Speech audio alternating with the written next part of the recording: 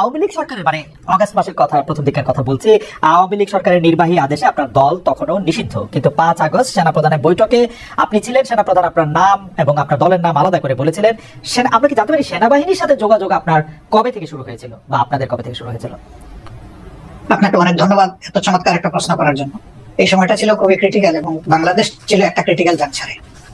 তো আমি হঠাৎ করে 1:30টার দিকে আমি একটা ফোন পাই, আমার একজন নিকটাত্মীয়, যিনি আগে সেনাবাহিনীতে চাকরি করতেন, তিনি আমাকে ফোন দিয়ে জিজ্ঞেস করলেন যে আপনি কোথায়। আমি বললাম যে আমি তো অমুক জায়গায় আছি। আপনাকে তো আমরা ট্রেস করতে পারছি না, অনেকক্ষণ ধরে আমরা খুঁজতেছি। সেনাপ্রধান এখানে রাজনৈতিক দলের নেতৃবৃন্দকে একটু ইনভাইট করেছেন, সাথে বোধহয় সিভিল সোসাইটির 2-1 জন থাকবেন। তো আমরা আপনাকে কিভাবে রিচ করতে পারি? আমি বললাম যে আমি তো অমুক লোকেশনে আছি, আর আজকের সিচুয়েশনটা তো সবার কাছে ক্লিয়ার, গাড়িগুলো চলছে কিনা আমি ঠিক ক্লিয়ার না, এখন কিভাবে আমি আসতে পারি আপনারাই বলুন। ওনারা বললো যে না, সবাইকে আমরা গাড়ি প্রোভাইড করেছি, আপনার জন্য আমরা গাড়ি পাঠাবো, আমাদের গাড়িকে আমরা নিয়ে আসবো। তাই বললাম ওয়েল, তাইলে আপনারা আসেন, লোকেশন দিলাম, ওনারা শুরু করলো। আনফর্চুনেটলি ওনারা এয়ারপোর্ট রোডে বেরবার পরেই একটা দুর্ঘটনা ঘটে গেল। বলে এই জনস্রোতের মাঝে পড়ে একটা গাড়ি সেনাবাহিনীর ক্ষতিগ্রস্ত হয়ে গেল। এই অবস্থা থেকে তারা আবার ব্যাক করে চলে গেলেন ক্যান্টনমেন্টের ভিতরে গিয়ে আমাকে বললেন যে আমরা তো ফেল করেছি, এখন কি করা যায়, সবাই তো আপনার জন্য অপেক্ষা করছে, বাকি সবাই এসে গেছে। আমি জিজ্ঞেস করলাম কে কে এসেছেন। বললেন যে বিএনপি নেতৃবৃন্দ এসেছেন, জাতীয় পার্টির নেতৃবৃন্দ এসেছেন এবং আসিফ নজরুল সাহেব, অধ্যাপক আসিফ নজরুল সাহেব আছেন। আমি বললাম তাইলে আমি কি করতে পারি? ওনারা বললেন যে আমরাও তো কোনো সলিউশন পাচ্ছি না। বললাম ওকে, আমি ট্রাই করি, আমি আপনাদের কচুক্ষেতের গেট দিয়ে একটু আসার চেষ্টা করি, দেখবো কতদূর আমি সাকসেসফুল হতে পারি। আমি আমার একজন নিকটতম বন্ধুকে খবর দিলাম, উনি আসলো, উনি বললো যে আজকের দিনটা তো খুবই রিস্কি, আপনি এভাবে যাবেন কিনা। বললাম দেখো, আমার জীবনের চেয়ে জাতির প্রয়োজনটা বেশি, যেহেতু সেনাপ্রধান অন্যান্যদেরকে ইনভাইট করেছেন, আমাদেরকে ফ্রি করেছেন, তাকে ওনার করা আমাদের দায়িত্ব। আলহামদুলিল্লাহ কিছু অসুবিধা হলে আমরা গিয়ে পৌঁছি। ততক্ষণে আপনি কি 5 আগস্টের কথাটি বলছেন তাই না? 5 আগস্টের কথা বলছেন। আমি 5 আগস্টের কথা। অর্থাৎ 5 আগস্টের আগে কি সেখানে আপনাদের সাথে 5 আগস্টের আগে কি আপনাদের সাথে আগে ওনাদের সাথে তো আপনার না, আমি ওনাকে সরাসরি ফিজিক্যালি চিন্তাও না এবং কোনো কথা। আপনার কাছে কি মনে হয় যে আপনার একটা নিষিদ্ধ রাজনৈতিক দল, ওনার কাছে লোকেরা জনাব শফিকুর রহমান, আপনার কাছে কি মনে হয় যে আপনার একটা নিষিদ্ধ রাজনৈতিক দল, সেনাবাহিনীর প্রধান আপনাদেরকে আমন্ত্রণ জানাচ্ছেন আলোচনা করার জন্য, সেটি আসলে মানে কতটা যৌক্তিক বা কতটা গ্রহণযোগ্য? আপনার কাছেও কি এটি খুব গ্রহণযোগ্য মনে হলো? আপনার কাছে মনে হয় না যে এটা একটা ট্র্যাপ হতে পারে, এটা অন্য জিনিস হতে পারে? কারণ আপনি তো আসলে একটি নিষিদ্ধ রাজনৈতিক দলের আমির তখনও। আমি আসলে এটা মোটেই মনে হয়নি এবং আমি মনে করি, আপনি এখন নিশ্চয়ই জানতে চাইবেন যে কেন আপনি মনে করলেন না। আমি মনে করি না এই কারণে, আপনি লক্ষ্য করবেন যে 1 আগস্ট যখন আমাদেরকে নিষিদ্ধ ঘোষণা করা হয়, তখন প্রেক্ষাপটটা কি ছিল? হঠাৎ করে বিনা মেঘে বজ্রপাতের মতো একটা ঘটনা উনি ঘটাই ফেললেন, তৎকালীন প্রধানমন্ত্রী। আমরা কিন্তু সাথে সাথে এটাকে রিজেক্ট করেছি এবং আমাদের সাথে সংহতি প্রকাশ করে বাংলাদেশের বিরোধী দলের সকলে, বিএনপি সহ সকলেই কিন্তু এটা নিন্দা জানিয়েছে এবং তারাও এটাকে রিজেক্ট করেছে যে এটা হলো ইস্যু ডাইভার্ট করার জন্য জাস্ট একটা কৌশল হিসেবে তারা ব্যবহার করেছে, এটাকে কেউ গ্রহণ করেনি। কাজে আমাকে যখন দাওয়াত দেওয়া হয়েছে, আমি এটা অস্বাভাবিক মনে করিনি। আমি মনে করেছি যে এটা জাতির প্রয়োজনে এবং আমাদের দলীয় দৃষ্টিভঙ্গি সবাই ঠিক আছে, এটা আমাদের রাইট, আমি মনে করে গিয়ে। জনাব রহমান, আপনার কাছে কি মনে হয় যে এই সরকারের সাথে আপনার একটা নিবিড় সম্পর্ক রয়েছে? বা অনেকে এটাও বলে থাকেন যে আন্দোলনটি হয়েছে আওয়ামী লীগ সরকারের বিরুদ্ধে, অবশ্যই আওয়ামী লীগ সরকার ফেসিস্ট একটি সরকার ছিল, যে সরকার 15 বছর ধরে মানুষের গণতান্ত্রিক অধিকার হরণ করে গেছিল, কিন্তু এই সরকারের বিরুদ্ধে যে আন্দোলন হয়েছিল, সেই আন্দোলনে কি জামায়াত ইসলামের একটা বড় ভূমিকা ছিল?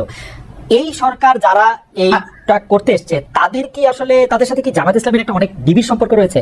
কেন আমি প্রশ্ন করছি একটু আমি বলে রাখি, আমরা কিন্তু দেখতে পাচ্ছি ঢাকা সহ বা ঢাকা মানে ঢাকা যদি আমি স্পেসিফিক আমি কিছু নাম বলি, পাবলিক ইউনিভার্সিটিগুলির উপাচার্য পদে বা অন্যান্য অনেক কি পজিশনে যাদের নিয়োগ দেওয়া হচ্ছে, অনেকেই বলছেন তারা আপনাদের লোক। এই সরকারের মধ্যে জামায়াতে ইসলামী সবচেয়ে বেশি ডালপালা মিলছে বা সবচেয়ে বেশি প্রভাব বিস্তার করছে, এরকম দেখা যাচ্ছে মনে হচ্ছে। আপনি যেটা বলেছেন সেটা আমি এইভাবে দেখছি না। আমি দেখছি যে উপদেষ্টার মহোদয়দের সাথে আমাদের একদিনই কিন্তু ফর্মাল সেটিং হয়েছে। পার্সোনালি কারো সাথে সম্পর্ক আছে, তাদের সাথে হয়তো পার্সোনাল লেভেলে কথা হচ্ছে, কিন্তু ফর্মাল মিটিং আমাদের একদিনই হয়েছে, যেদিন প্রথমে বিএনপিকে ডাকা হয়েছিল, তারপরে আমাদেরকে, এরপরে অন্যান্য দলকে একত্রে ডাকা হয়েছিল। 3টা স্লটে তারা কনভারসেশন করেছিলেন বা ভিউজ এক্সচেঞ্জ করেছিলেন। তা আমরা সেখানে একটা কথা বলেছিলাম যে এখানে ব্যাপক সংস্কারের প্রয়োজন হবে, 15.5 বছরের অনেক জঞ্জাল সৃষ্টি হয়েছে, তো ক্লিয়ার করা লাগবে।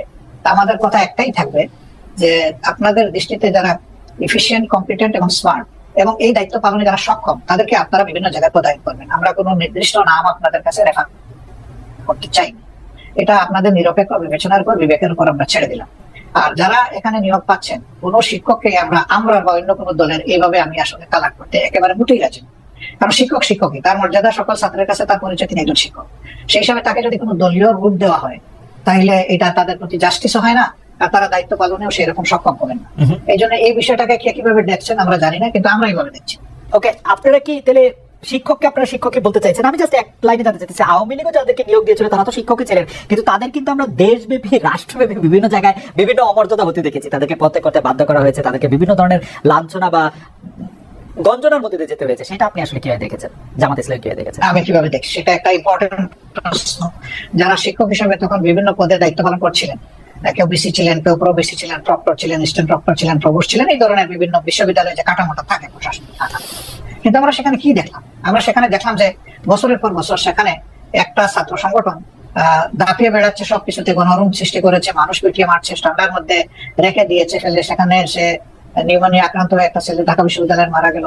তারপরে বুয়েটের আবরারের যে ঘটনা, অত্যন্ত নৃশংস ঘটনা।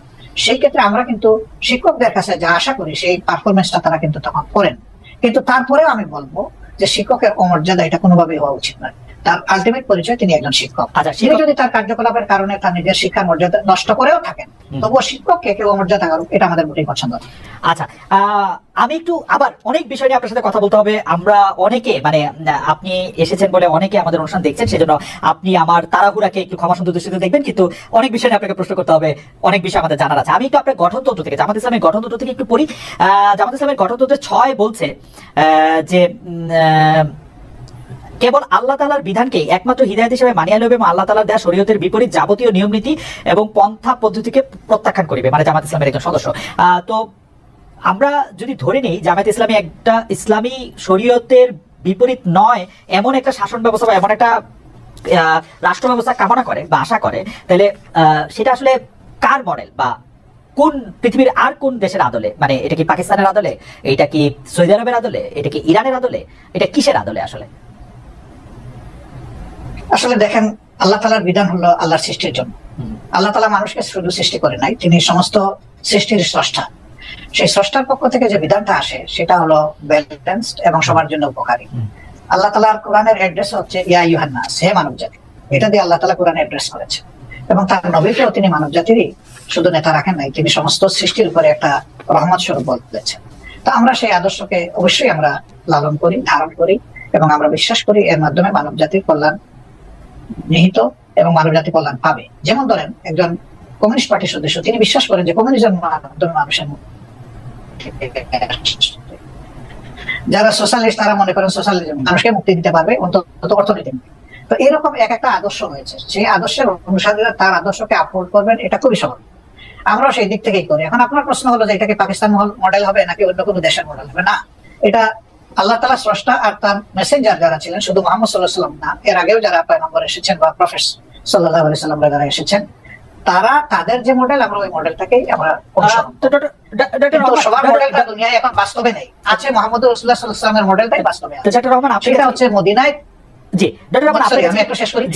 মদিনা কেন্দ্রিক যে শাসন ব্যবস্থা ছিল, সেই শাসন ব্যবস্থায় সকল দল ধর্মের মানুষের নিরাপত্তা সকল দিক থেকে, তার জানের মালের ইজ্জতের নিরাপত্তা নিশ্চিত হয়েছে। তা আমরা সেই মডেলটাকে মনে করি উপকারী মডেল। ওকে, ডক্টর রহমান, আপনার কাছে কি মনে হয় না যে আপনি মানে মদিনার পরে এটি আর কোন দেশে কার্যকর হয়েছে, কোন একটা মডেল হয়েছে, সেরকম কি আপনার কোনো কিছু একটা মনে হয় যে এইটা আমরা উদাহরণ হিসেবে নিতে পারি কোন আরব বিশ্বে, কোন মুসলিম বিশ্বে, কোন মুসলিম? দেখেন, দুইজন মানুষ যেমন হুবহু সমান হয় না, দুইটা সভ্যতা হুবহু সমান আমি ভাববো না। হয় হচ্ছে উন্নত হবে, না হয় একটু অবনত হবে। রাইট। তো পরবর্তী পর্যায়ে আমরা যদি উসমানিয়া সভ্যতার কথাটা ধরি, সেটা দুনিয়ার বহু জায়গায় বিস্তৃত ছিল, এবং এটা 1 বছর 2 বছর 1 দশক 2 দশক না, বরঞ্চ শতকের পর শতক ছিল। সেখানে মুসলমানরা সংখ্যালঘিষ্ঠ ছিল, বিভিন্ন দেশ যেগুলো শাসন করেছে, এখন তার স্মৃতি পাথর গুলা রয়ে গেছে দুনিয়ার বিভিন্ন জায়গায়। তো তারা সেদিন যে নৈতিকতার বলে শাসন করেছিলেন, মানুষকে সুশাসন উপহার দিয়েছিলেন, এই জন্য মানুষও তাদেরকে এইভাবে মেনে নিয়েছিল। শুধুমাত্র তলোয়ার আর বন্দুকের জুড়ে কিন্তু তাদের এই বিস্তৃতি ঘটেনি, ঘটেছিল তাদের গুণাবলীর কারণ, এবং সেই গুণাবলী তারা কোরআন সুন্নাহর গুণাবলী ধারণ করেছেন বলেই বিশ্বকে তারা শান্তির দিকে নিয়ে যেতে পেরেছিলেন, এবং মানুষও তাদেরকে আনন্দ চিত্তে। কিন্তু যুগের ব্যবধানে সেখানে যখন পরিবর্তন বা বিকৃতি আসলো, তখনই মানুষও ক্ষতিগ্রস্ত হলো, এই শাসন ব্যবস্থাও ক্ষতিগ্রস্ত। কোরআন সুন্নাহর গুণাবলীর কথা আপনি বলছেন, কিন্তু আমরা কিন্তু বাংলাদেশে দেখতে পাই আপনারাই একমাত্র ইসলামিক দল নন, আরো অনেক ইসলামিক আদর্শের প্রতিষ্ঠান রয়েছে, দল রয়েছে, মতবাদ রয়েছে, তাদের কেউ কেউ সাথে আপনাদের বিরোধ রয়েছে। আমরা কি করে বুঝবো যে জামাতে ইসলামী প্রকৃত কোরআন বা রসুলের দেওয়া শরীয়তের অনুসারী? সেটা আমরা কিভাবে নিশ্চিত হবো? কারণ এরকম অনেকে আছে যারা খালেদ মহিউদ্দিন, আপনি দেখেন জি। যে আপনার ঘরে কিন্তু জি বলেন। আপনার পরিবারে আপনি একমাত্র সদস্য নন। রাইট। আমি আশা করছি যে সেখানে আপনার মিসেস আছেন, আপনার ছেলেমেয়েরা আছে। এই 4-5 জন যারা আছে তাদের মত কিন্তু সব ব্যাপারে যে এক হয়ে যায় বিষয়টা এমন না, কিন্তু তারপরে পরিবার কিন্তু চলে, পরিবার কিন্তু ভেঙে যায় না। মতের ভিন্নতা থাকবে, এটা একটা সৌন্দর্য। এবং ভিন্নতা যখন থাকে তখন অনেক কিছু ডাইভার্সিটি চিন্তা করার সুযোগ থাকে। তো আমাদের মধ্যেও সেই রকম ভিন্নতা আছে, এটা সকল ধর্মেই আছে, এই ভিন্নতা সকল ধর্মে আছে। আচ্ছা। এটাকে বড় কোনো ম্যাটার হিসাবে আমরা দেখি না। তবে যারা ট্রুলি মানে ইসলামের ফলোয়ার, তারা এক কোরআন মানেন, এক আল্লাহ মানেন, এক রাসূল মানেন, এই 3 জায়গায় তাদের কোনো মানে দ্বিমত নাই। সুতরাং মতের মূল জায়গাটা ঠিক আছে, বাকি জায়গাগুলো খুঁটিনাটি একটু এদিক সেদিক হতেই পারে, এটা কোনো বড় ব্যাপার না। আচ্ছা, আমরা যদি এই প্রশ্নটা এইভাবে এখন আনি যে 5 আগস্টের পরে সংখ্যালঘু সম্প্রদায় আক্রান্ত হয়েছে, পরে মাদ্রাসা ছাত্রদের মন্দির পাহারা দিতে হয়েছে, সম্প্রতি আবার মাজার ভাঙার ঘটনা, সম্প্রতি বলতে 1-2 সপ্তাহের মধ্যে মাজার ভাঙার ঘটনা ঘটেছে, দরবার আক্রমণ করা হচ্ছে তৌহিদি জনতার কথা বলে। এই তৌহিদি জনতার বিষয়ে জামাতের অবস্থান আসলে কি? দরবার, পীর, ওরস, মাহফিল, সুফিবাদ, জামাতের একজন নেতা বা কর্মী ব্যক্তিগতভাবে এসব চর্চায় থাকতে পারে কিনা, অংশ নিতে পারবে কিনা? আমাদের দৃষ্টিভঙ্গি পরিষ্কার, এবং আমাদের দৃষ্টিভঙ্গি এটা নিজস্ব নয়, এটা কোরআনের দেওয়া দৃষ্টিভঙ্গি। সেটা হচ্ছে লা ইকরাহা ফিদ-দীন, দ্বীনের ব্যাপারে কোনো বাড়াবাড়ি চলবে না।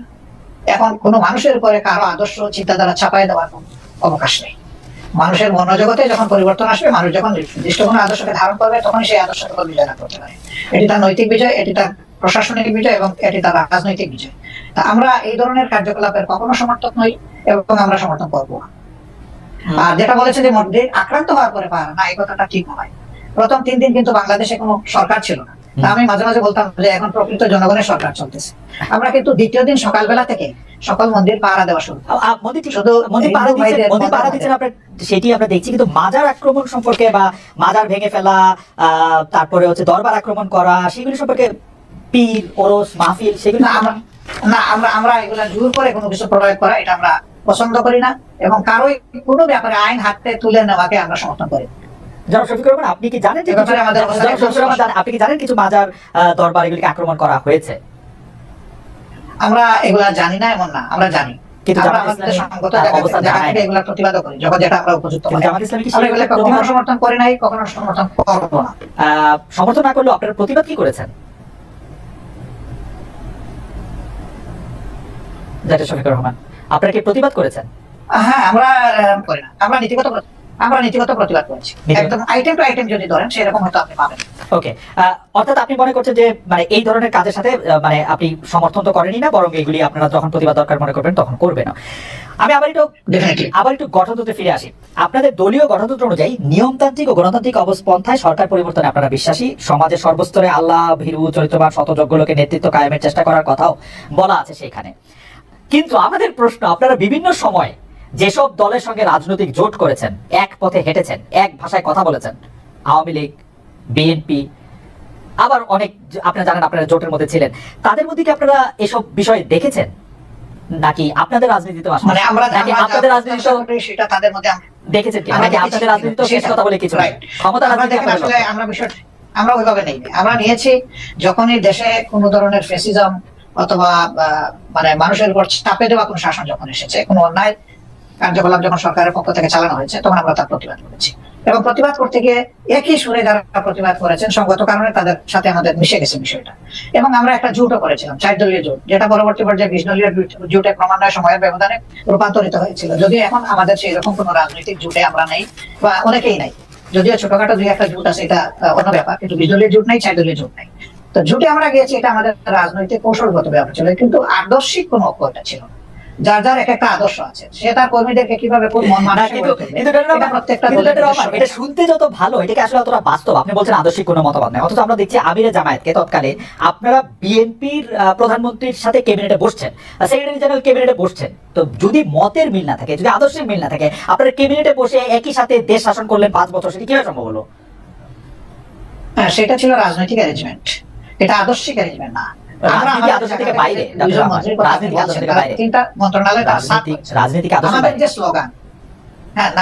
আমাদের যে স্লোগান, সেই স্লোগানটা হচ্ছে যে মানুষকে সুশাসন দিতে হলে অবশ্যই সৎলোক লাগবে। তো তাদের এই জায়গাটায় দেখেন আপনি যে তারা আলহামদুলিল্লাহ 5 বছর সার্ভ করেছেন কান্ট্রিকে 3টা মন্ত্রণালয় পর্যায়ক্রমে, কিন্তু তাদের ব্যাপারে কেউ কেউ বিভিন্ন অভিযোগ এনেছেন। অভিযোগ সত্য মিথ্যার এদিকে আমি যাচ্ছি না, কিন্তু তাদের ইন্টিগ্রিটির ব্যাপারে, অনেস্টির ব্যাপারে এবং তাদের ইফিসিয়েন্সির ব্যাপারে কিন্তু কোন প্রশ্ন তোলেনি। কারণ তারা এই আদর্শে লালন করে আদর্শে গড়ে উঠেছে। যে স্লোগান তারা দিতেন, তারা সেই স্লোগানের ছিলেন বাস্তব নমুনা। অন্যদেরকে তো ঘর আমরা ঠিক করে দিতে পারবো না, অন্যরা তাদের মতো করে তাদের যেভাবে পছন্দ করেছে সেভাবে। আজকে যদি এখন আপনি বলতে পারেন আজকে আওয়ামী লীগের সাথে আপনার আদর্শিক জোট না হলে আওয়ামী লীগের সাথে আপনার রাজনৈতিক জোট হতে পারে।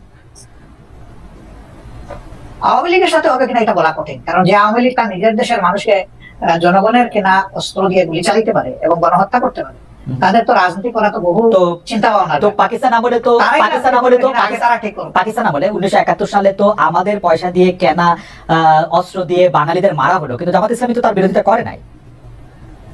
হ্যাঁ, তার বিরোধিতা করে নাই, করেছে, সেই প্রশ্নে আমি আজকে যাব না। দুইটা কারণে যাব না। আমি একজন মানুষ, ফরওয়ার্ড লুকিং মানুষ। আমি ওই যে পিছনের দিকে মানে বেশি দৌড়াদৌড়ি ছুটাছুটি করাকে একটা জাতির জন্য কোনো ইতিবাচক বিষয় মনে করি না।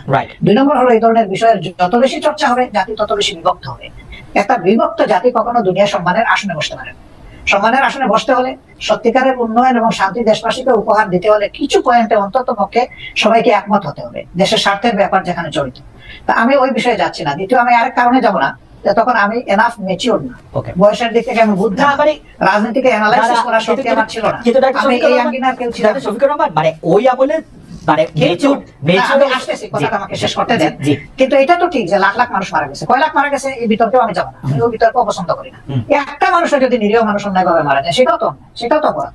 সুতরাং এই কাজ যারা করেছে অবশ্যই এটা নিন্দনীয় ব্যাপারে কোনো সন্দেহ নেই।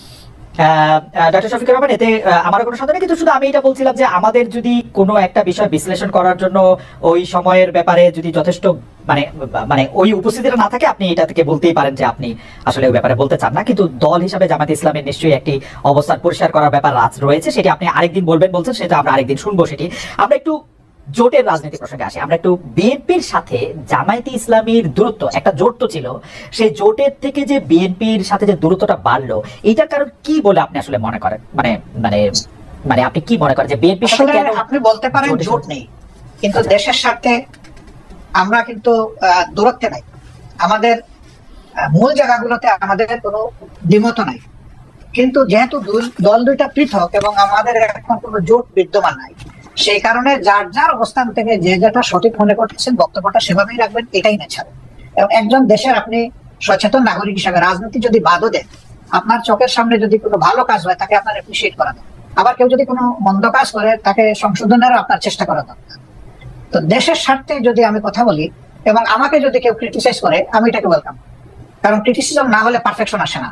কারণ মানুষ কেউ ভুলের ঊর্ধ্বে না, আমরা ভুল করতেই পারি, ব্যক্তিগতভাবে করতে পারি, আবার সামষ্টিকভাবে দলগতভাবে আমরা ভুল যদি কেউ ধরিয়ে দেয় সেই তো আমার প্রকৃত বন্ধু।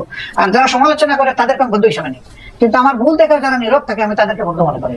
ওকে, ডক্টর শফিকুর রহমান, আমরা কিন্তু দেখতে পাচ্ছি যে এই সরকারের মেয়াদ বা নির্বাচন প্রশ্নে আপনি মনে করছেন বা আপনার দল মনে করছেন যে এই সরকারকে একটু যৌক্তিক সময় দেওয়া প্রয়োজন। বিএনপি মনে করছেন যে ইলেকশনের ঘোষণা বা ইলেকশনের একটা রোডম্যাপ যে সরকার ঘোষণা করছে না সেটি একটি ঠিক কাজ নয়। তো এই ক্ষেত্রে কি আপনাদের মধ্যে বিএনপির সাথে কোনো আলাপ আলোচনা হচ্ছে? আপনারা কি একটি জায়গায় আসতে পারবেন নাকি আপনাদের অবস্থান এরকমই থেকে যাবে? অর্থাৎ বিএনপি এই মুহূর্তে নির্বাচন চায়, জামায়াত চায় সংস্কার করে নির্বাচন হোক। সম্ভবত এটা একসময় তাদের মানে স্ট্যান্ড ছিল, কিন্তু গত কালকে বা পরশুদিন তাদের যে মিটিংটা হলো, যেখানে তাদের দলের অ্যাক্টিং চেয়ার অ্যাড্রেস করেছেন জাতিকে, সেখানে তিনি কিন্তু একই কথা বলেছেন যে এই সরকারকে সাকসেসফুল হতে দিতে হবে এবং তাদেরকে যৌক্তিক সময় আমরা দেওয়ার পক্ষে। এখন যৌক্তিক সময়ের বাইরে কিন্তু এখন আর কেউ স্পেসিফিক কোনো কথা বলছেন না, কাজে এই জায়গায় আমাদের একটা ঐক্য হয়ে গেছে। এখন প্রশ্ন দাঁড়াতে পারে যে যৌক্তিক সময়টা কতটুকু। তা আমরা দুটো রোডম্যাপের চিন্তা করছি, একটা রোডম্যাপ হবে সংস্কারের রোডম্যাপ, আর একটা হবে নির্বাচনের রোড। আগে হবে সংস্কারের রোডম্যাপটা, তারপরে হবে সংস্কারের নির্বাচনের রোড। তো সংস্কারেরটাই আমরা এখন সরকারের কাছে চাইবো যে কতদিন টাইমলাইনটা কি হবে। বিভিন্ন তারা তো সবকিছু সংস্কার করতে পারবেন না, বেসিক জিনিসগুলো সংস্কার করে যাতে একটা তারা neutral, fair and credible election যা থেকে তারা উপহার দিতে পারেন, সেটার জন্যই তাদেরকে আমরা সর্বাত্মক সহযোগিতা করছি। এই সময়টা নাতি দীর্ঘ হওয়া উচিত, তারা এটা বুঝবেন কতটুকু, জাতীয় বুঝবে কতটুকু। ঠিক টাইমটা মাত্র 1.5 মাস যায়নি তো এখনো, 21 তারিখ 1.5 মাস হবে। আমরা একটু অবজার্ভ করছি, একটু সময় নিচ্ছি। ওকে, নির্বাচন সংস্কারের প্রসঙ্গটা আমরা একটু পরে আসি, বা আপনি যখন বলবেন তখন বলতে পারেন। সংবিধান সংস্কারের প্রসঙ্গে আমি আপনার কাছে জানতে চাইতে পারি যে আপনাদের গঠনতন্ত্র পরে আমি যতটুকু বুঝেছি বা আপনাদের কথা শুনে আমি যতটুকু বুঝেছি যে আপনারা আসলে কোরআন এবং রসুলের বাণী ছাড়া অন্য কোনো ভাবে অন্য কোনো কিছুই আপনারা মানে আপনাদেরকে পড়লে আরেকটু পরিষ্কার হবে যে, আবারও বলি, কেবল আল্লাহ তাআলার বিধানকেই একমাত্র হিদায়াত হিসেবে মানিয়ে নেওয়া, আল্লাহ তাআলার দেওয়া শরীয়তের বিপরীতে যাবতীয় নিয়ম নীতি পন্থা পদ্ধতিকে প্রত্যাখ্যান করা। এখনকার যে গণতান্ত্রিক সিস্টেম, সংবিধানের সিস্টেম, সেটা তো অনেকটা ওয়েস্টার্ন ডেমোক্রেসি বা যেটাকে আমরা বলি যে ওয়েস্টমিনিস্টার ডেমোক্রেসি, সেইটার আদলে অনেকখানি করা। তো সেইটা কি আপনাদের সাথে সাংঘর্ষিক না? আপনারা যদি এটা পরিবর্তন করেন আপনাদের মতের সাথে আর কি, না মোটেই না, মতে এটা যদি আপনারা পরিবর্তন করেন তাহলে কি আপনাদের মতো করে সংবিধান পরিবর্তন হবে না কি? না, আমি আগেই বলেছি যে প্রত্যেকটা দলের এক একটা আদর্শ থাকবে, এটা খুবই স্বাভাবিক।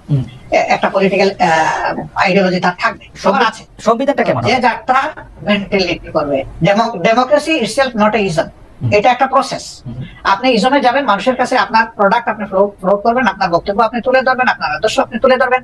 বেশিরভাগ জনগণ যখন আপনার আদর্শকে সাপোর্ট করবে, তখন স্বাভাবিক কারণেই বুঝতে হবে যে এই দেশের মানুষ এটাই চাচ্ছে, যে আদর্শটাই চাচ্ছে। ওকে, আমার আদর্শ যতদিন পর্যন্ত বেশিরভাগ মানুষ সাপোর্ট করবে না, আমাকে ধৈর্য ধরে সেই পথে থাকতে হবে। ইসলামের ডেমোক্রেসির জায়গাটা কেমন? মানে ইসলাম কি, আপনি মদিনার কথা বলছিলেন, আমাদের রসুল সাল্লাল্লাহু আলাইহি ওয়াসাল্লাম বা তারপরে যেসব খলিফা অন্তত 4-5 যেভাবে নির্বাচিত হয়েছিলেন বা যেভাবে এতে বসছেন, সেটি কি গণতান্ত্রিক উপায়ে নির্বাচিত হয়েছিলেন তারা? অবশ্যই অবশ্যই। তারা তখন যারা মানে সমাজে মতামত দেওয়ার মতো সেই পর্যায়ের লোক ছিলেন, তাদের সকলকে নিয়ে তারা বসেছেন মসজিদে নববীতে অথবা অন্য কোনো জায়গায় বসে তাদের অধিকাংশের মতের ভিত্তিতেই অ্যাপয়েন্টমেন্ট দেওয়া হয়েছে। আপনি তাই মনে করছেন? তাই মনে করছেন, এটাই ফ্যাক্ট, এটাই হিস্ট্রি। তারপরে যখন আব্বাসীয় উমাইয়া বা ওসমানিয়ারা দেখেন আমাদের দেশে, জি না সেটা তো আমি খেলাফতে নিচ্ছি না, আমি খেলাফতের যুগটা বলতেছি। এরপরে ধরেন যখন হলো, এই খলিফা যখন কেউ হয়ে গেলেন, তিনি কিন্তু অ্যাবাভ অল ইন অল হইতে পারলেন না। এই ধরনের বহু ঘটনা আছে, আমি এখন কথা লম্বা হবে সেই উদাহরণ আমি দিচ্ছি না, বহু ঘটনা। মানুষ সেখানে হাইলি ডেমোক্রেটিক রাইট এক্সারসাইজ করেছে, আলহামদুলিল্লাহ। আচ্ছা, এটা যদি আমি বাংলাদেশের ক্ষেত্রে এটাকে একটু বলি, যে আপনাদের গঠনতন্ত্রে ইসলাম প্রচার, ইসলামের দাওয়াত, ব্যক্তি জীবনে ইসলাম চর্চার বিষয়টা নিয়ে বারবার বলা হয়েছে। এক্ষেত্রে বাংলাদেশের অমুসলিম নাগরিকদের জন্য বা যারা ইসলাম বিশ্বাস করবে না তাদের জন্য জামাত ইসলামী রাজনীতি করার সুযোগটা আপনি কেমন দেখেন? আদৌ কোনো সুযোগ আছে কিনা? আমি পড়ছিলাম গঠনতন্ত্র, সেখানে আমি দেখতে পাচ্ছিলাম যে তারা সকল কিছু মেনে নিলে বড়দের সহযোগী সদস্য হতে পারবেন। এটা বাংলাদেশের সংবিধানের সাথে সাংঘর্ষিক হবে না? বাংলাদেশের সংবিধান বলছে সবার জন্য অধিকার সমান হবে, কিন্তু আপনারা বলছেন যে মানে তারা আসলে একটা নির্দিষ্ট পর্যায় পর্যন্ত শুধু যেতে পারবে। এইটাকে আপনি একটু সাংঘর্ষিক মনে করেন? এটা আপনার একটা ভাইটাল কোয়েশ্চেন, অবশ্যই গুরুত্বপূর্ণ প্রশ্ন। দেখেন, আমরা তো কাউকে ইম্পোজ করবো না, আমাদের আদর্শটা গ্রহণ করতে এবং দলে আসতে আমরা ইম্পোজ করবো না, কিন্তু দলের দরজা তাদের জন্য বন্ধ করা যাবে। আমরা দরজা খোলা রেখেছি। প্রয়োজনে গঠনতন্ত্র তো আল্লাহর কোরআন না, কোরআনের আলোকে রচিত। কোরআন পরিবর্তন করা যায় না, কিন্তু গঠনতন্ত্র পরিবর্তন করা যায়। আমাদের গঠনতন্ত্রের দেখেন যে 22-23তম সংস্করণ পর্যন্ত হয়তো আছে, আপনি পাবেন। রাইট। তার মানে কি? তার মানে হলো আগের যে জিনিসটা আমরা মনে করেছি পরিবর্তন করা দরকার, মূলনীতি ঠিক রেখে যুগের চাহিদাকে অ্যাড্রেস করা দরকার, সেটা আমরা করেছি। হবে, সবগুলোই হবে, অ্যাকোমোডেশন হবে, কোনো সমস্যা হবে না ইনশাআল্লাহ। এই প্রশ্নটা করে ফেলি যে আমরা আপনাদের গঠনতন্ত্রে যেরকম পড়তে পারছি যে 33 ভাগ 2020 সালের মধ্যে নারী সদস্য সম্পৃক্ত হওয়ার কথা, সেটা হয়েছে কিনা? নারী নেতৃত্বের দিক বিবেচনা করলে নারীরা জামায়াতের কোন পদ পর্যন্ত যেতে পারবেন? এটি 1 নম্বর প্রশ্ন। 2 নম্বর প্রশ্ন হচ্ছে, জামাতের গঠনতন্ত্রে একটা বড় পরিবর্তন এসেছিল কিন্তু আসলে নির্বাচন কমিশনের নির্দেশে। আপনারা তখন এটা খুব খুশি মনে পরিবর্তন করেছেন, সেটা না, কিন্তু এটা করেছেন। এই প্রসঙ্গে আপনি একটু কি বলবেন? দুটি প্রশ্ন। আসলে আমরা যেটা করি, আমরা ডেমোক্রেটিক ওয়েতে করি, আলাপ আলোচনা করেই করেছি, আমরা একমত হয়ে করেছি।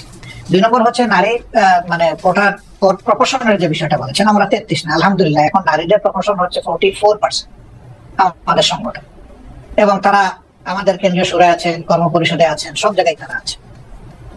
আচ্ছা, একটি গ্রহণযোগ্য নির্বাচন অন্তর্বর্তী সরকারে করতে হবে। একটি জনপ্রিয় প্রশ্ন এরকম যে আপনারা আওয়ামী লীগকে নির্বাচনে অংশ নিতে দেওয়ার পক্ষে নাকি বিপক্ষে? আওয়ামী লীগ আপনাদের কোনো রাজনৈতিক স্পেস না নিলেও আপনি আওয়ামী লীগের নাম উল্লেখ না করে কোনো ধরনের জুলুম না করার কথা ঘোষণা দিয়েছেন। অনেকে বলেছেন যে এই ঘোষণা না দেওয়ার কে আপনি? এই প্রসঙ্গে যদি আপনি বলেন। না, এই ঘোষণা দেওয়ার কে প্রশ্ন করেছে? জি, আসলে আমি আওয়ামী লীগের নাম নেই নাই, আর আওয়ামী লীগকেও আমি ইন্ডিকেট করি। শুধু আওয়ামী লীগ আমাদের উপরে জুলুম করে নাই, আরো অনেক পক্ষ আমাদের উপরে জুলুম করেছে। দল হিসেবে আমাদের উপরে যে জুলুমটা করা হয়েছে, যেমন ধরেন আমাদের নিবন্ধন কেড়ে নেওয়া হয়েছে, আমাদের প্রতীক কেড়ে নেওয়া হয়েছে, আমাদের অফিসগুলো সিলগালা করা হয়েছে, আমাদের শেষ পর্যন্ত তারা দিশাহারা হয়ে আমাদের নিষিদ্ধ ঘোষণা করেছে। এই যে কাজগুলো দলের উপরে যে জুলুম করেছে, আমরা বলছি যে এটা প্রতিশোধ আমরা নেব। কারণ প্রতিহিংসার জন্ম নেই, আর প্রতিশোধ যখনই নিতে যাবো তখন আইন হাতে তুলে নেওয়া। আমরা আইন হাতে তোলার নেওয়ার ব্যাপারে আমরা বিশ্বাসী না, কিন্তু সাথে সাথে এই কথাটা আমরা বলেছি যে ভিকটিম এবং ভিকটিম ফ্যামিলি যদি আইনের আশ্রয় নেয়, এটা তাদের রাইট ন্যায় বিচার পাওয়া, তাহলে আমরা তাদেরকে সর্বাত্মক সহযোগিতা করবো, আমরা স্ট্যান্ড থেকে সরিয়ে নেব। আমাদের স্ট্যান্ড আছে। এখানে আওয়ামী লীগের নাম নেওয়া হয়নি, আওয়ামী লীগকে ইন্ডিকেট করা হয়নি, এটা ছিল একটা সামগ্রিক বক্তব্য। আমার এই বক্তব্যটাকে টুইস্ট করা হয়েছে যে জামাতের আমির আওয়ামী লীগকে ক্ষমা করে দিয়েছেন এবং সাধারণ ক্ষমা ঘোষণা করেছেন। প্রথমটা তো নাই, দ্বিতীয়টা করার আমি কি? একটা রাষ্ট্রের সাধারণ ঘোষণা করার একমাত্র ব্যক্তি হচ্ছেন রাষ্ট্রপ্রধান, যিনি অর্থাৎ প্রেসিডেন্ট। তিনি ছাড়া প্রধানমন্ত্রী এটা পারেন, আর কেউই পারেন। আমি কে এটা করার? আমার তো কোনো অধিকার নাই। বরঞ্চ আমরা বারবার বলে আসছি যে যাদের উপরে জুলুম হয়েছে, যারা ক্ষতিগ্রস্ত হয়েছে, নিহত আহত গুম হয়েছে, তার সম্পদ হারা হয়েছে, চাকরি হারা হয়েছে, তারা অবশ্যই মামলা করবে এবং তাদেরকে আমরা সঙ্গত সহযোগিতা করব।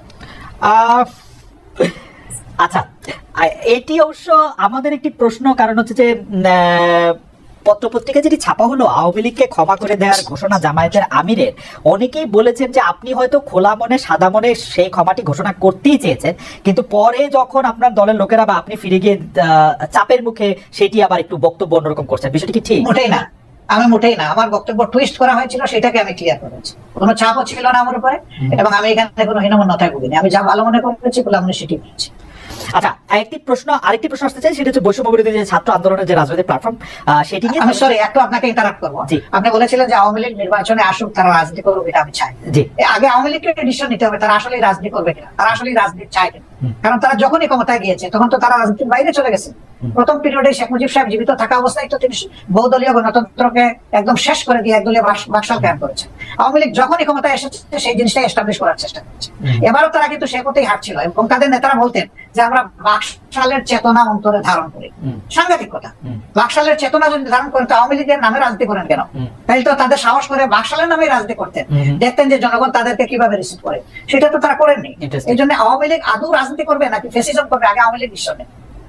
আচ্ছা, এই প্রসঙ্গে আমি একটু জানতে চাই, 96 সালে যখন বিএনপির বিরুদ্ধে আপনারা তত্ত্বাবধায়ক সরকার কায়েম করার জন্য আন্দোলন করছিলেন, তখন কি আওয়ামী লীগের সাথে আপনারা যুদ্ধবদ্ধ হয়ে রাজনীতি করেছিলেন?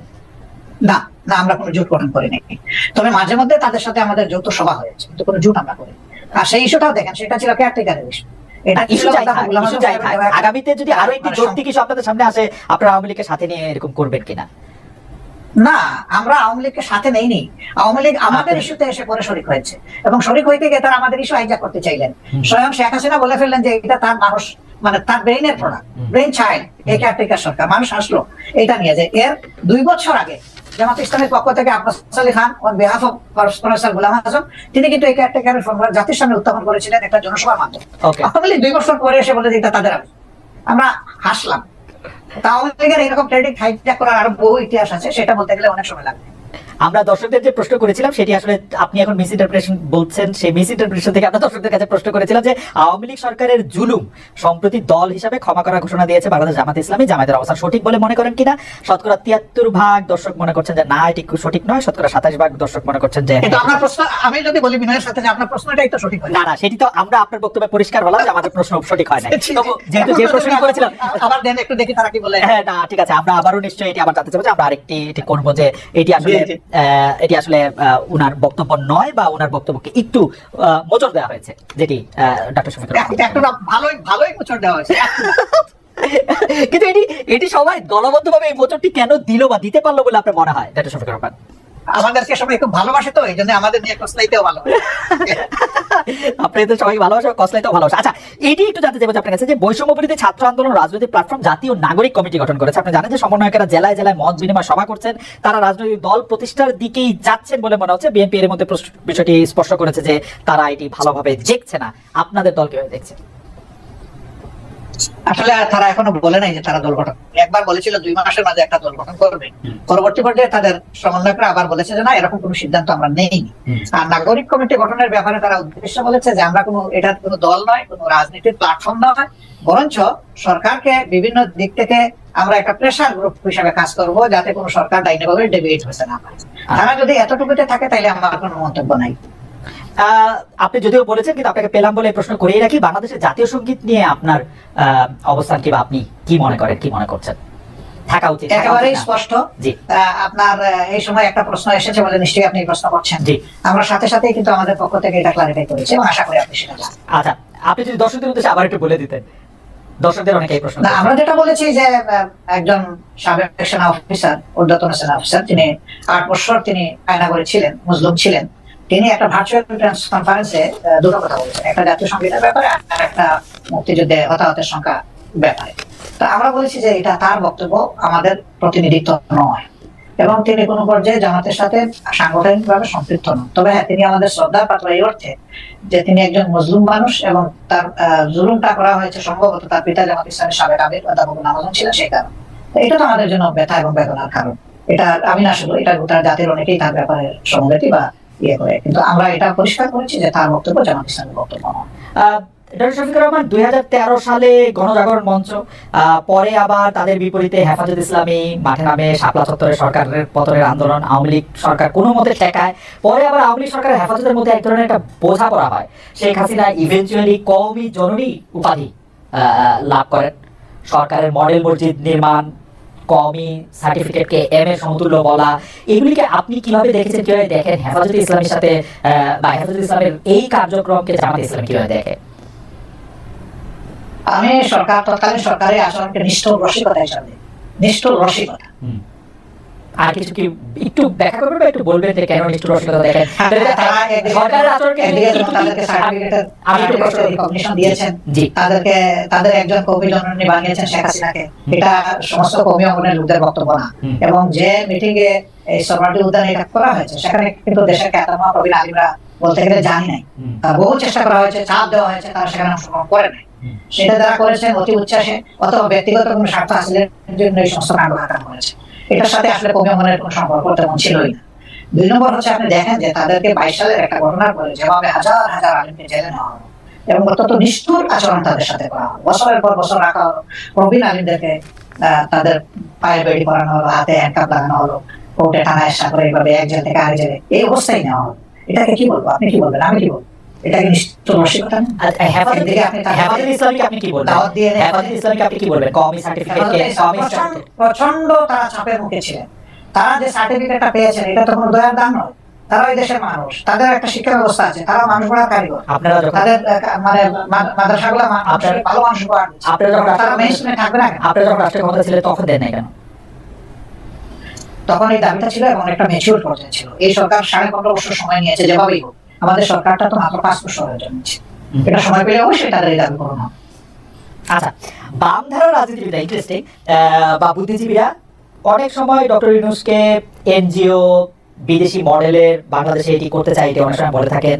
আবার ধর্মভিত্তিক অনেক রাজনৈতিক দল ওয়াজের সময় ক্ষুদ্র ঋণ জড়িয়ে ডক্টর ইউনূসের সমালোচনা করে থাকেন। শেখ হাসিনার মতো এরকম প্রায়, আমি থেকে বলি যে প্রায় অভব্য অশ্লীল ভাষায় সুদখোর বা এরকম না বললেও ওয়াজের সময় এগুলি নিয়ে অনেক কথাবার্তা বলে থাকে। জামায়াতে ইসলামী আসলে ক্ষুদ্র ঋণ, তারপরে হচ্ছে যে এইরকম একটি ব্যাংক ব্যবস্থা বা এনজিওর কাজকর্মকে কিভাবে দেখে, কিরকম করে দেখে?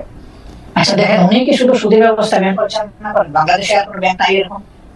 না, এটা তো রাষ্ট্রীয় প্রত্যেক আপনি তো অসাধারণ বিধানকে এটা তো কনভেনশনাল, এটা তো সফিস্টের মতো লোকরা। জি, সেই ব্যাংকে যারা সার্ভিস হোল্ডার এবং যারা ডিরেক্টর, তারা যদি মেইনস্ট্রিম রাজনীতি করার অধিকার রাখেন, ইউনূস সাহেবের সমস্যাটা কোথায়? আমি তো সমস্যার কথা বলছি না, আমি বলছি জামায়াত ইসলামীর অবস্থাটা কি। আমার কোনো সমস্যা নাই, আমি তো আমার সবচেয়ে পছন্দের লোক ডক্টর মোহাম্মদ ইউনূস। আমরা আসলে যে কোনো ধরনের ফতোয়াদের পক্ষে আমরা, হ্যাঁ, মানুষ ভুল করবে, আপনি তার পজিটিভ ক্রিটিসিজম করেন, তাকে সংশোধন করার চেষ্টা করেন, তাকে ভালোভাবে বলেন, আপনি যে ফিলিংসটা আপনি ক্যারি করেন সেই ফিলিংসটা তাকে পার্সু করেন। কিন্তু তাই বলে আপনি তেজ্জক ভাষায় তাকে কিছু বলবেন, এটা তো আসলে মানায় না। আচ্ছা, সাবেক প্রধানমন্ত্রী শেখ হাসিনা এখন ভারতে রয়েছেন। আমি বারবার বলি, আমি পার্সোনালি মনে করি বাংলাদেশে যত দুর্বৃত্তপনা রয়েছে সবকিছুর জন্যই আসলে শেখ হাসিনার সাজা হতে পারে, শাস্তি হতে পারে, বিচার হতে পারে। কিন্তু মোদী সরকারের সঙ্গে আমরা দেখতে পাচ্ছি যে ডক্টর ইউনূস সরকারের সম্পর্কে ঘনিষ্ঠতা নেই যতটা ছিল হচ্ছে শেখ হাসিনা সরকারের সঙ্গে তার ঘনিষ্ঠতা। বাংলাদেশের অনেকের দাবি শেখ হাসিনাকে বাংলাদেশে ফিরিয়ে এনে তাকে আসলে বিচারের মুখোমুখি করতে হবে। ডক্টর ইউনূস সরকারের সঙ্গে আমরা বরং পাকিস্তানের ঘনিষ্ঠতা বাড়ার লক্ষণ আমরা দেখতে পাচ্ছি। কিন্তু সম্প্রতি আপনারা অর্থাৎ জামায়াতে ইসলামী ভারতের সঙ্গে বন্ধুত্ব করার আগ্রহ দেখিয়েছেন, ভারত কি কোনো সাড়া দিয়েছে নাকি এই বন্ধুত্ব করার আগ্রহটা নিয়ে একটু আপনার কাছে শুনতে চাইছেন? এটা আসলে এরকম। অনেক ধন্যবাদ আপনাকে। বাংলাদেশের সংবিধানে আপনি আইন মেম্বারের একজন মানুষ ছিলেন এবং আপনার ভালো করে জানা আছে, আমাদের সংবিধানে পরিষ্কার লেখা আছে যে বিশ্বের সবগুলা শান্তিকামী গণতান্ত্রিক দেশের সাথে আমাদের বন্ধুত্বপূর্ণ সম্পর্ক থাকবে। এটা শুধু ভারতকে আলাদাভাবে বলা হয়নি, কিন্তু ভারত আমাদের নিকটতম প্রতিবেশী, বৃহৎ প্রতিবেশী। আমি তাদের সাইজ সংখ্যার দিক থেকে বলছি না, আমাদের সাথে তাদের বর্ডার তা সবচেয়ে বেশি, অল্প একটু আছে মায়ানমার, বাকিটা আমাদের ব্যাপার। তো এই জায়গায় আমার প্রতিবেশী তো আমি বদলাতে পারবো না, যে কথাটা আমি সবসময় বলি। প্রতিবেশী তো আমার প্রতিবেশী থাকবে, প্রতিবেশী যদি শান্তিতে থাকে আমিও শান্তিতে থাকবো। আমি যদি অশান্তিতে পড়ে যাই আমার প্রতিবেশীও শান্তিতে থাকতে পারবে না। আমরা কেন অশান্তি দিয়ে যাবো? উভয় প্রতিবেশী আমরা পরস্পর মিউচুয়াল রেসপেক্ট এবং ইকুয়ালিটির ভিত্তিতে যদি আমাদের কূটনীতিকে, পারস্পরিক সম্পর্ককে, দুই দেশের স্বার্থ সংশ্লিষ্ট বিষয়টাকে যদি আমরা সুবিবেচনা নেই, এটা উভয়ের জন্য ভালো। সেই দৃষ্টিকোণ থেকে আমি আলাদা করে ভারতের কথা বলিনি, আমি সবার কথাই বলছি। এবং যেহেতু তারা আমাদের নিকটতম প্রতিবেশী, সেই কারণে আমরা প্রতিবেশীর সাথে তাদের পক্ষ থেকে আমাদের পক্ষ থেকে দুই দিক থেকেই সুপ্রতিবেশী সুলভ আচরণটা আমরা পছন্দ দেখতে চাই।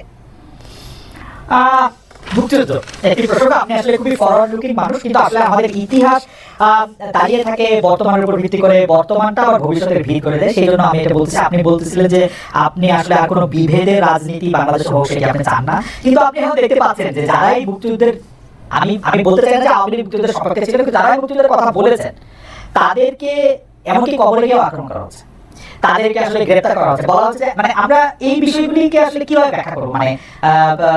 মানে যেহেতু তারা আওয়ামী লীগ সরকারের পক্ষে ছিল, বা মুক্তিযুদ্ধ আওয়ামী লীগ সরকারের একলা না, কিন্তু তারা আসলে বিভিন্ন ধরনের এইসবের সম্মুখীন হচ্ছেন, এইটিকে আপনারা আসলে কিভাবে দেখেন? গ্রেফতার করা হচ্ছে, মামলা আসলে দেখেন তাদের উপরে আক্রমণ বা আইন হাতে তুলে নেওয়া, আমি আগেই বলেছি যে এটা আমরা সমর্থন করি। কিন্তু কেউ যদি পারপিট্রেটর হয়, যদি মানুষের উপর জুলুম করে, মানুষের অধিকার নষ্ট করে, যদি দেশের টাকা লুণ্ঠন করে বিদেশে পাচার করে, তাহলে তার তো বিচার হতে হবে, তার বিচার হওয়াটা উচিত। এটা এই কারণে নয় যে তিনি মুক্তিযুদ্ধের পক্ষে বা বিপক্ষে, বরঞ্চ যদি কেউ কিছু করে থাকে তাদের অন্যায় আচরণের কারণে তাদের সাথে এটা হচ্ছে। তাও আমরা বলবো যে আইনের মাধ্যমে হওয়া উচিত, যথাযথ কর্তৃপক্ষের মাধ্যমে হওয়া উচিত, কারোই আইন হাতে তুলে নেওয়া উচিত নয়।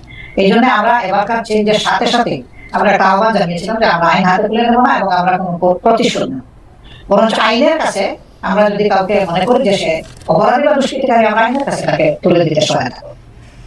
এটা কিন্তু মুক্তিযুদ্ধের কারণ না, এটা তাদের অপরাধের না। কিন্তু তাদের সামনে আসলে ধরেন বড় দুর্নীতিবাজ, বড় স্পেসিফিক তার বিরুদ্ধে অভিযোগ রয়েছে, সেটি নিয়ে আমার প্রশ্ন না। কিন্তু দেখা গেছে যে মুক্তিযুদ্ধ নিয়ে বা জামায়াতে ইসলামের বিরোধিতা নিয়ে যাদের অবস্থান ছিল তাদেরকে এখন সাংঘাতিক হেনস্থার সম্মুখীন হতে হচ্ছে। আপনারা বলছেন যে আপনারা প্রতিশোধ পরায়ণ নন, কিন্তু আমরা এক ধরনের প্রতিশোধ পরায়ণ থেকে এর মধ্যে দেখতে পাচ্ছি না। বারবার বলা হচ্ছে, মানে সোশ্যাল মিডিয়ায় এর সাথে আমাদের একজন সমর্থক যুক্ত, নেতা কর্মী জড়িত থাকা তো দূরের কথা, একজন সমর্থক যুক্ত। ওকে, একটা এই প্রসঙ্গে আসি ডক্টর শফিকুর রহমান, রাজাকার বিষয়ক শেখ হাসিনা একটি বক্তব্য কেন্দ্র করে ছাত্র আন্দোলনের মোড় ঘুরে গিয়েছে। অনেক বিশ্লেষক বলছেন আমাদের মাত্র 2 মাসের মতো সময় হয়েছে, আরো যদি সময় পরে সেটি আমরা একটা নিশ্চয়ই তাত্ত্বিক একটি পটভূমি পাবো। তিনি পালিয়ে যেতে বাধ্য হয়েছেন। সম্প্রতি আমরা দেখেছি যে বৈষম্য বিরোধী যারা ছাত্র আন্দোলনের সমন্বয়ক রয়েছেন তারা বলছেন স্বৈরাচার শেখ হাসিনার বক্তব্যের প্রতিবাদে তারা নিজেদের রাজাকার বলেছিলেন। সেখানে তারা বলেছিলেন কে বলেছে স্বৈরাচার, কিন্তু রাজাকার বিষয়টি তারা ধারণ করতে চান না। কিন্তু আমরা দেখেছি যে জামায়াত ইসলামের বিভিন্ন সমাবেশে আমরা রাজাকার স্লোগান পাচ্ছি। এ থেকে আপনারা আসলে কি বাঁচাতে চান? আমি আরো স্পেসিফিকলি বলি, সম্প্রতি টাঙ্গাইলে আপনার বক্তব্য চলাকালে কর্মীরা স্লোগান দিয়েছে তুমি কে আমি কে, রাজাকার রাজাকার। আমি এটা শুনে নাই, আমি ছিলাম, আমি শুনে নাই, আপনি শুনে থাকলে আপনাকে ধন্যবাদ। এখানে আমার বক্তব্য একদম পরিষ্কার, একদম পরিষ্কার। দেখেন, রাজাকার যদি গালি হয়ে থাকে তাহলে এটা আওয়ামী লীগের মানে ক্রেডিটে পড়বে। রাজাকার যদি এটা বুলি হয়ে থাকে তাও আওয়ামী লীগ সৌভাগ্যবান। আওয়ামী লীগের মিনিস্টার আকম মুজাম্মেল হক সাহেব, মুক্তিযোদ্ধা বিষয়ক মিনিস্টার, তিনি একটা তালিকা করেছেন রাজাকারের। সেখানে সবচেয়ে কোন দলের পাতে বেশি পড়েছিল? আপনি তো সচেতন সাংবাদিক, আপনি আমাকে একটু বলে সাহায্য করেন। আমি অবশ্য রাজাকারের তালিকা দেখি নাই, কিন্তু আমি শুনেছি যে এটা আওয়ামী লীগের অনেকেই সেই তালিকার মধ্যে অন্তর্ভুক্ত ছিল, যারা আওয়ামী লীগ পরে অনেকে না, যে তালিকাটা হয়েছে এটার 8 ভাগের 7 ভাগ তাদের একা পাতে পড়েছে। এই এমন হতে পারে যে আপনাদের দলের লোকেরা আওয়ামী লীগে জয়েন করেছে, নাকি আওয়ামী লীগই করতো তার আগেও? তারা পরিষ্কার করলো না কেন? তাইলে যে দলে যেভাবেই হোক, যে দলে রাজাকার সবচেয়ে বেশি সেটা হবে রাজাকারের দল। ভালো হইলো তাদের ক্রেডিট, মন্দ হইলো তাদের লাগবে। কিন্তু আপনার দলের মধ্যে থেকে একটা আছে না ডক্টর শফিকুর রহমান, আপনি আপনার রাজনৈতিক মতবাদ, রাজনৈতিক আদর্শ, আপনি যেভাবে চলছেন, যেভাবে বলছেন, তার বিপরীত আদর্শেরও অনেক কিছু কি আমরা আসলে দেখতে পাচ্ছি, যেটা অনেক সময় আপনার কাছে আমি জানি না কাম্য মনে হচ্ছে না। যেমন ধরেন ঢাকা বিশ্ববিদ্যালয়ে বহিরাগত বলে সম্প্রতি একটি ছেলেকে পিটিয়ে মারা হলো, বা তাকে চোর বলে এটি বলে জাহাঙ্গীরনগর বিশ্ববিদ্যালয়ে তো একজনকে মারা হলো, বলা হলো যে সে আসলে ছাত্রলীগের কর্মী বা নেতা। এই বিষয়গুলিকে আসলে আপনারা কিভাবে দেখছেন? মানে এটি কেন হচ্ছে বলে আপনার মনে হয়? আমরা মোটেই ভালোভাবে দেখি না। এটা যারাই করুক এটা তারা সঠিক করে নেয়, তাদেরকে আইনের আওতায় আনা উচিত, চিহ্নিত করে। এরা কারা?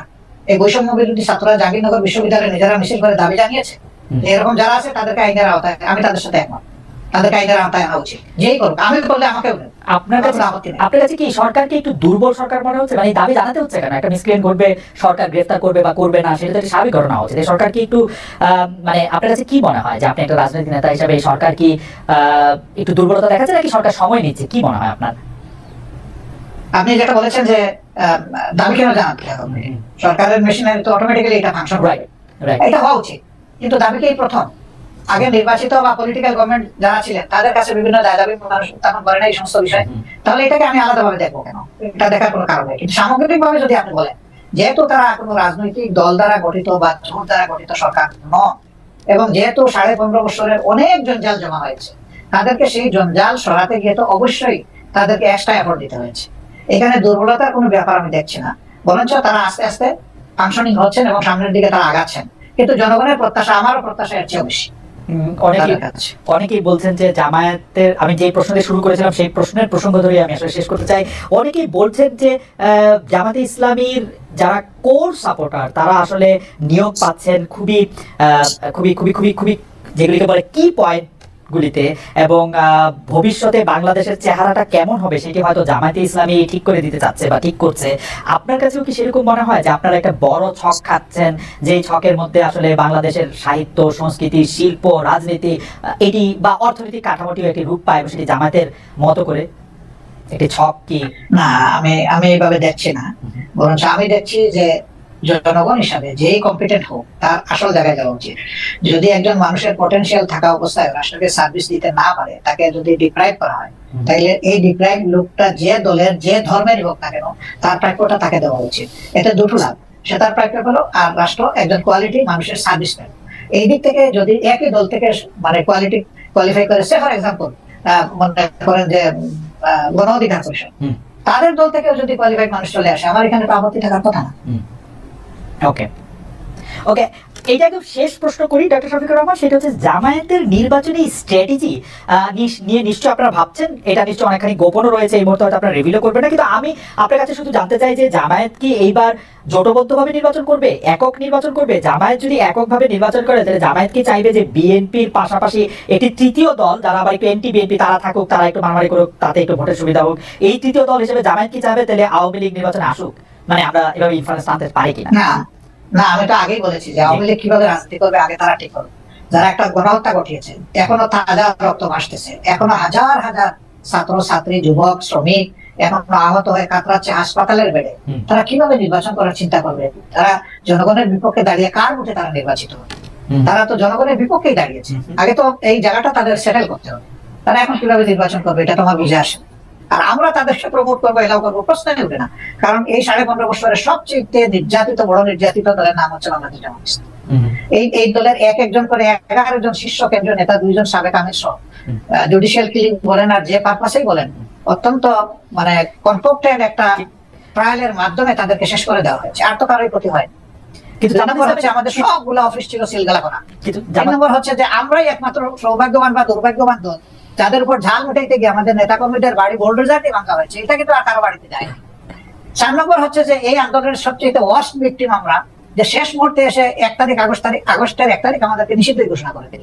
এরকম একটা দল কিভাবে চাইবে যে দলটা এত সন্ত্রাস, এত ফ্যাসিজম চালাইলো, তারাই আবার এসে জনগণের এখানে স্পেস নাও? আমরা তো এটা চাইতে পারি না, মোরালি চাইতে পারি। ডক্টর শফিকুর রহমান, আপনার কাছে কি মনে হয় না আপনি যেই জায়গা থেকে আওয়ামী লীগের কথা বলছিলেন, নির্যাতনের কথা বা অন্য এর কথা, সেই ক্ষেত্রে সেই রাগ জামাত ইসলামের বা সেই ক্ষোভ বা সেই হতাশা জামাত ইসলামের অন্য রাজনৈতিক দলের উপর থাকতে পারে, বিশেষ করে বিএনপির ক্ষেত্রে যখন আপনাদের উপর এই রকম যেটাকে আপনি নির্যাতন বলছেন সেটি চলছিল, বিএনপি তো সেই অর্থে প্রতিবাদ জানায় নাই, আপনাদের কি রাগ বিএনপির উপর আছে? তাহলে একটু না, আমাদের কোনো রাগ নাই, প্রত্যাশা ছিল।